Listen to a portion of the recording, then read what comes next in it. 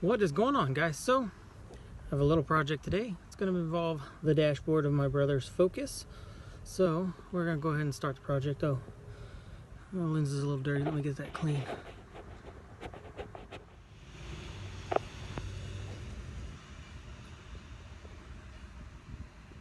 Well, just clean the lens and that's gone. Saves a lot of work. Now I just got to remove that.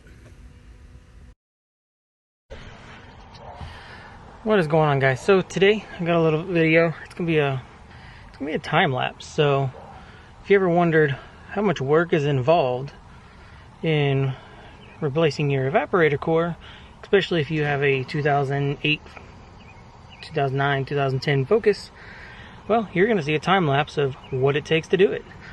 I got the parts there. I'm going ahead and we're doing the evaporator and a heater core for preventative maintenance, as we're gonna have it all apart. So I've got the GoPro up and running, so I'm going to go ahead and I'm going to start the process. So I'll check back in later with the video, with the camera, and show you the progress. But I spent 8 hours at office today, and now I'm going to spend probably the next 6 hours in this office. So let's get started.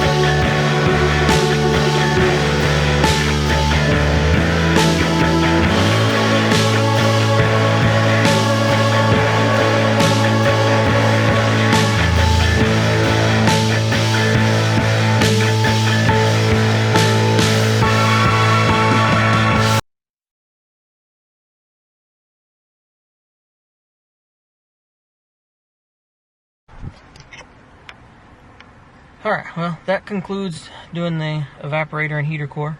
That just shows you exactly what all is involved and how much stuff you actually have to remove.